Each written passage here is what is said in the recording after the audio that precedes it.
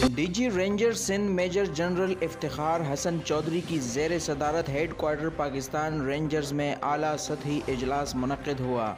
इजलास में शहर में अमन व अमान की मजमूई सूरत हाल और NA 240 के इलेक्शन के सिक्योरिटी प्लान का जायज़ा लिया गया।